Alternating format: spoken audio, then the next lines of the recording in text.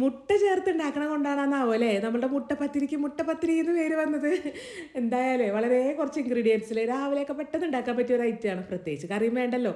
അപ്പോൾ അത് ഉണ്ടാക്കാൻ വേണ്ടി മിക്സിയുടെ ജാറിലോട്ട് ഒരു കപ്പ് സാധാരണ വെള്ളം ഒഴിച്ച് കൊടുക്കുക. പിന്നെ ഒരു കപ്പ് മൈദപ്പൊടി, ആവശ്യത്തിനുള്ള ഉപ്പും ഒരു മുട്ടയും കൂടി ചേർത്തിട്ട് നല്ലോണം ഒന്നും അടിച്ചെടുക്കുക. ഇത് ഈ ഒരു കാണുന്ന കൺസിസ്റ്റൻസി ഇല്ലേ, ഇത് തന്നെ പാകം. നമ്മളുടെ ബാറ്റർ ഉണ്ടല്ല കുറച്ച് കട്ടിയിലായിട്ടായിരിക്കുന്നത്, ഒരുപാട് വെള്ളം പോലെ അങ്ങനെ ആയി പോകരുത്. അങ്ങനെ ആകുമ്പോഴേ നമ്മൾ ഉദ്ദേശിക്കുന്ന പോലെ നമ്മുടെ അപ്പം റെഡി ആയിട്ട് വരുമൊന്നുമില്ല. സാധാരണ ഉണ്ടല്ല നമ്മൾ ഈ മുട്ടപ്പത്തിരി ഏതാ ഈ കാണുന്ന ഇതേപോലത്തെ മണ്ണിന്റെ ചട്ടിയിലാട്ടാ ഉണ്ടാക്കല്. ഇതിൻ്റെ അകത്ത് മാത്രം ഉണ്ടാക്കാൻ പറ്റുള്ളൂ എന്നാണ് പണ്ട് തുടങ്ങിയേ പറഞ്ഞിങ്ങനെ കേട്ടിരിക്കുന്നത്. ശരിയാണോ എന്ന് എനിക്കറിയില്ല. ഇനി ഈ മണ്ണിന്റെ ചട്ടി ഇല്ലാത്തവരാണ് വീഡിയോ കാണണമെങ്കിലേ ഒന്ന് നോൺ സ്റ്റിക്കിന്റെ പാനിലൊന്ന് ഉണ്ടാക്കി നോക്കിട്ടാ, എന്നിട്ട് എന്നോട് പറയും നന്നാവൂലേ, നമുക്കപ്പം അറിയാലാ. പിന്നെ മാവ് ഒഴിക്കുന്ന സമയത്തെ നമ്മളുടെ ഈ ഒരു മണ്ണിൻ്റെ ചട്ടിക്ക് നല്ല ചൂട് വേണം കേട്ടോ. എന്നിട്ട് വേണം മാവ് ഒഴിച്ചിട്ട് ജസ്റ്റ് ഒന്ന് അങ്ങോട്ട് പരത്തി കൊടുക്കാനായിട്ട്. 1-2 സെക്കൻഡ് കഴിയുമ്പോഴേ ഇതിനങ്ങോട്ട് അടച്ച് വെച്ചിട്ട് ഫ്ലെയിം ഏറ്റവും ലോ ഫ്ലെയിമിലോട്ട് വെച്ച് കൊടുക്കണം കേട്ടോ. ഇനി ഇത് അവിടെ അങ്ങനെ കിടന്നിട്ട് നമ്മളുടെ മുട്ടപ്പത്തിരിയൊക്കെ റെഡിയായി വന്നാൽ ആ പാനിൽ അങ്ങോട്ട് മാറ്റി കൊടുക്കുക.